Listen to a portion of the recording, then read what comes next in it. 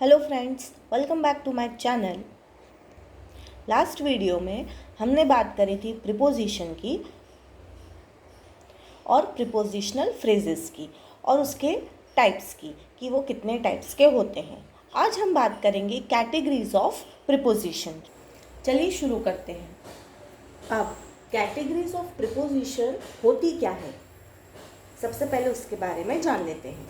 तो कोई भी एक प्रीपोजिशन, उसके क्या हो सकते हैं, अलग अलग मीनिंग हो सकते हैं अकॉर्डिंग टू द सेंटेंस। यानी कि एक प्रीपोजिशन एक किसी सेंटेंस में जो मीनिंग दे रहा है वही प्रीपोजिशन अगर किसी दूसरे सेंटेंस में लगेगा तो उसका मीनिंग चेंज भी हो सकता है एज पर दी सेंटेंस। मतलब कि प्रीपोजिशन के मल्टीपल यूजेस हो सकते हैं। तो अब वो कौन से सेंटेंस में कब लगेंगे और हम कौन सा प्रीपोजिशन कब लगाएंगे, ये पूरा टोटली डिपेंड करेगा कि हमारा सेंटेंस क्या बोल रहा है। ठीक है, तो अब उसको समझने के लिए हमें उसकी कैटेगरी जानना बहुत ही ज़्यादा ज़रूरी है। तो बेसिकली प्रीपोजिशन की 8 कैटेगरीज होती हैं। ठीक है, अब कौन कौन सी होती है? Preposition of time, preposition of place, preposition of direction, preposition of connection, preposition of agency, preposition of instrument या फिर डिवाइस, या प्रीपोजिशन ऑफ रीजन या प्रीपोजिशन ऑफ ओरिजिन। अब जब हम ये पूरा समझ लेंगे तो हमारे लिए ये बहुत ही ज़्यादा सिंपल हो जाएगा किसी भी सेंटेंस में प्रीपोजिशन लगाना। ठीक है, अब कैसे सिंपल हो जाएगा? वो ऐसे कि बहुत सारे प्रीपोजिशन जो होते हैं वो एक या एक से ज़्यादा कैटेगरीज में भी आ सकते हैं। यानी कि अगर हम फॉर एग्जांपल ले लें टाइम, प्रीपोजिशन ऑफ टाइम में अगर हमने प्रीपोजिशन इन लगाया है तो वो ज़रूरी नहीं कि वो अब किसी और टाइप कैटेगरी में नहीं आएगा। वो प्लेस में भी आ सकता है या फिर और भी जो टाइप की कैटेगरी किसी में भी आ सकता है। तो अब कौन से टाइप का प्रीपोजिशन हम कौन से सेंटेंस में लगाएंगे, उसके लिए हमें सबसे ज़्यादा ज़रूरी क्या जानना है कि सेंटेंस बोल क्या रहा है और सेंटेंस में कौन सी कैटेगरी इन्वॉल्व हो रही है, और अकॉर्डिंगली हम फिर प्रीपोजिशन लगाएंगे। ठीक है, तो अब इसको अच्छे से डिटेल में समझते हैं। सबसे पहले हम बात कर लेते हैं प्रीपोजिशन ऑफ टाइम की। ठीक है, तो जब हम प्रीपोजिशन ऑफ टाइम की बात करते हैं तो प्रीपोजिशन ऑफ टाइम मतलब क्या? यानी कि कोई भी सेंटेंस में बात हो रही है किस चीज़ की, कि कोई भी चीज़ कब हुई या कितने समय से चल रही है। ठीक है, तो यानी कि किसी भी सेंटेंस में अगर हमें पता पड़े कि कोई भी चीज़ कब हुई या कितने समय से चल रही है तो हम प्रीपोजिशन ऑफ टाइम का यूज़ करेंगे। अब प्रीपोजिशन ऑफ टाइम ये तो हमें समझ में आ गया कि कब लगाना है। अब प्रीपोजिशन ऑफ टाइम में हम कौन कौन से प्रीपोजिशन लगा सकते हैं वो हम देख लेते हैं। प्रीपोजिशन ऑफ टाइम में हम एट, इन, ऑन, फॉर,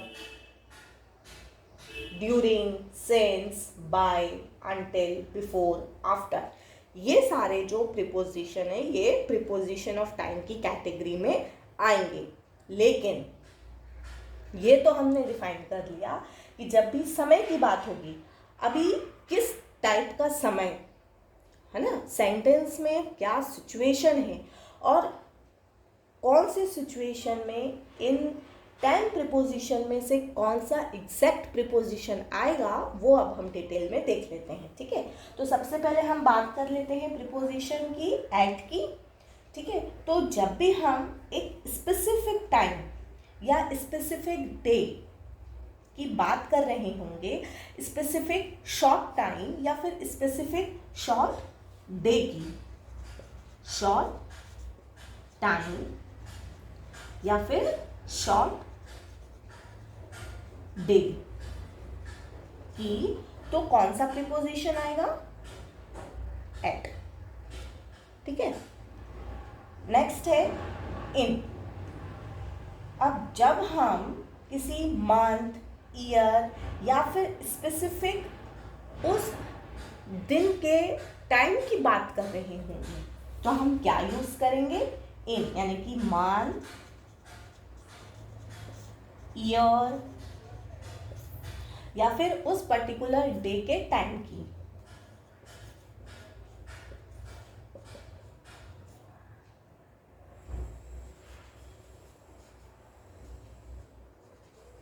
तो हम कौन सा प्रीपोजिशन लगाएंगे? इन।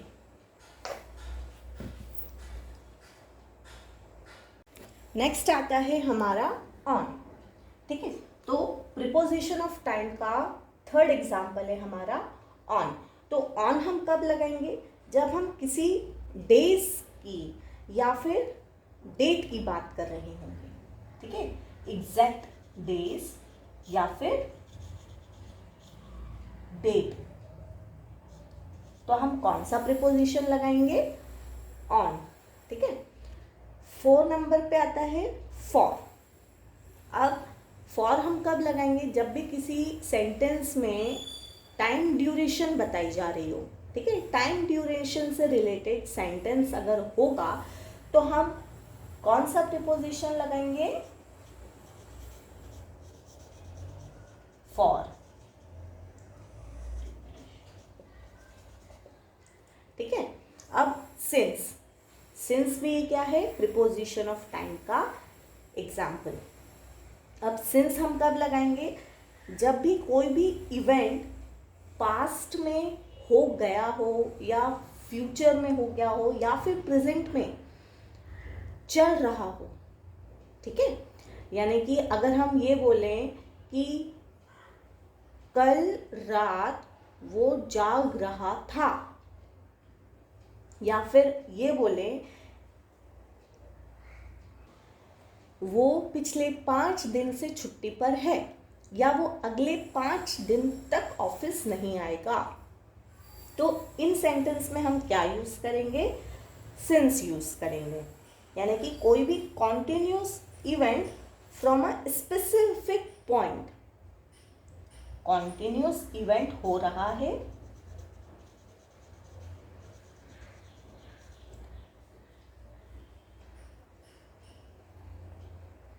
Specific time. ठीक है, by a specific point in the future before which an event must be completed। अब बाय हम कब लगाएंगे? जब भी हम ये बोलें कि फ्यूचर में जो भी इवेंट हो रहा होगा। ठीक है, अब वो इवेंट किस पर्टिकुलर टाइम तक या किस पर्टिकुलर टाइम पीरियड से पहले खत्म हो जाना चाहिए, तो ऐसी सिचुएशन में हम क्या यूज करेंगे? बाय। ठीक है, अंटिल हम कब लगाएंगे? A continuous event that will terminate at a specific point in the future. Until हम कब लगाएंगे? या कोई सा भी इवेंट जो कि खत्म होगा एक स्पेसिफिक पॉइंट ऑफ टाइम पर। बाय हमने कब लगाया था? कोई सा भी इवेंट खत्म हो जाना चाहिए पर्टिकुलर टाइम पीरियड से। ठीक है, और अंटिल हमने कब लगाया? कि कोई सा भी इवेंट टर्मिनेट हो जाना चाहिए एट स्पेसिफिक पॉइंट पर। ठीक है, तो इन दोनों में ये डिफरेंस रहेगा। यानी कि जब हम पहले बोलेंगे कि जो भी फ्यूचर में इवेंट आपका चल रहा है वो इस टाइम पीरियड से पहले ख़त्म हो जाना चाहिए, तब हम बाय लगाएंगे। और अंटिल हम कब लगाएंगे? कोई सा भी फ्यूचर में इवेंट इस टाइम पीरियड तक ख़त्म हो जाना चाहिए, तो हम अंटिल लगाएंगे। ठीक है, बिफोर हम कब लगाएंगे? Something prior to a specific time और event. something prior to a specific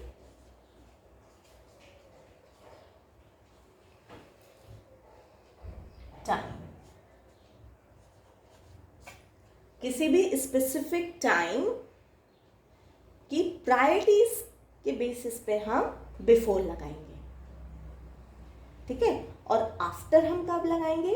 in relation to the next hour of the day, ठीक है। जब भी हम कोई भी सेंटेंस में बाद की बात कर रहे होंगे, मतलब जिस भी पर्टिकुलर आवर या जिस भी पर्टिकुलर डे में उसके बाद की जब हम बात करेंगे तो हम आफ्टर लगाएंगे, और जिस भी पर्टिकुलर डे या टाइम के पहले की बात कर रहे होंगे तो हम बिफोर लगाएंगे, ठीक है।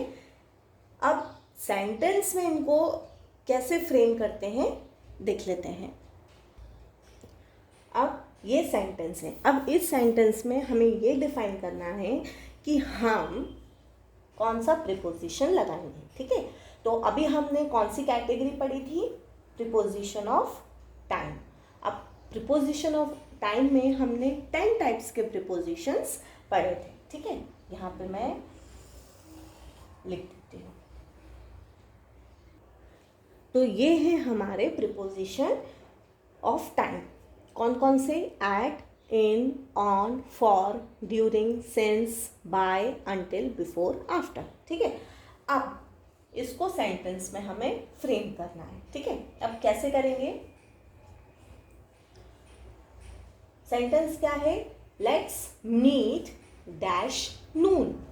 अब इस सेंटेंस में हम इनमें से क्या लगाएंगे? अब ये तो समझ में आ गया कि इस सेंटेंस में टाइम की बात हो रही है, ठीक है। अब किस टाइम की बात हो रही है? स्पेसिफिक टाइम की। और नून आया है, इसका मतलब शॉर्ट।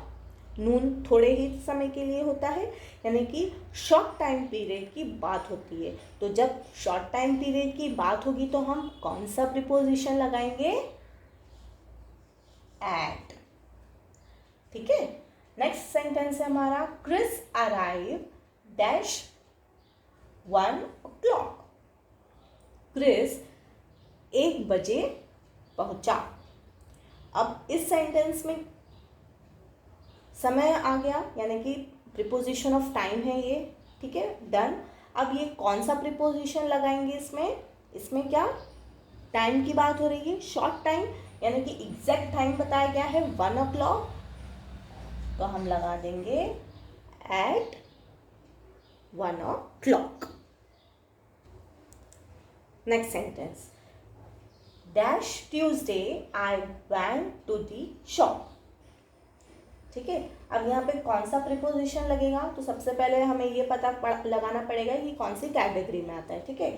ट्यूसडे यानी कि दिन की बात हो रही है, यानी कि ऑब्वियसली ये हो गया हमारा preposition of time. Okay, done, clear. अब इनमें से कौन से प्रीपोजिशन आएगा इसमें? तो यहाँ पे बात हो रही है पर्टिकुलर डे की, यानी कि ट्यूसडे को मैं शॉप पर गया था।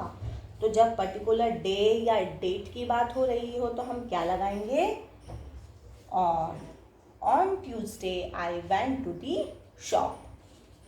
नेक्स्ट सेंटेंस है, independence day is dash 15 August. अब यहाँ पे पर्टिकुलर डेट की बात हो रही है, तो डेट या डे आएगा जब, तो हम क्या लगाएंगे? ऑन, यानी कि independence day is on 15 August. Next example है हमारा, राम स्टार्ट्स स्कूल डैश जुलाई। मतलब राम ने स्कूल शुरू किया, ठीक है। तो राम ने स्कूल कब शुरू किया? यानी कि ये जो जुलाई है ये क्या बता रहा है? स्पेसिफिक मंथ बता रहा है। तो जब भी किसी सेंटेंस में स्पेसिफिक मंथ, ईयर या स्पेसिफिक डे या टाइम आएगा तो हम क्या लगाएंगे? In. Ram starts school in July, ठीक है। नेक्स्ट सेंटेंस है हमारा, Mala lived abroad dash many years. अब इस सेंटेंस में क्या बोल रहा है कि माला बहुत सालों से अब्रॉड रह रही है, ठीक है। माला लिव्ड अब्रॉड डैश ईयर्स। तो यहाँ पे किसकी बात हो रही है? ड्यूरेशन ऑफ टाइम की बात हो रही है। तो ड्यूरेशन ऑफ टाइम में हम क्या लगाएंगे? फॉर। तो Mala lived abroad for many years. Next example देख लेते हैं। You must wake up dash 6 o'clock tomorrow morning. ठीक है, अब यहाँ पे क्या बात हो रही है कि कल सुबह 6 बजे तक तुम उठ जाना चाहिए। यू मस्ट वेक अप, यानी कि फ्यूचर की बात हो रही है, टाइम पीरियड की बात हो रही है, यानी कि फ्यूचर का स्पेसिफिक टाइम बताया जा रहा है जिस टाइम पर जो इवेंट है वो कंप्लीट हो जाना चाहिए। अब ये इवेंट क्या है? यहाँ पे किस इवेंट की बात हो रही है? उठने की, वेकअप की। तो जब फ्यूचर के पर्टिकुलर इवेंट की बात हो रही है जो एक पर्टिकुलर टाइम पीरियड में हो जाना चाहिए, तो ऐसी सिचुएशन में हम क्या लगाएंगे? कौन सा preposition? By. You must wake up by 6 o'clock tomorrow morning. कल सुबह 6 बजे तक तुम उठ जाना चाहिए। ठीक है, नेक्स्ट सेंटेंस ले लेते हैं। Ram can not go out of the house dash his parents go to bed. अब इस सेंटेंस में क्या बात हो रही है कि कॉन्टिन्यूस इवेंट जो कि टर्मिनेट होगा एक स्पेसिफिक पॉइंट ऑफ टाइम पर, फ्यूचर में। ठीक है, तो ऐसी सिचुएशन जब आएगी तो हम क्या लगाएंगे? until. That's all for today. If you like my today's video, please press the like button, and for more videos, subscribe to my channel. Thank you.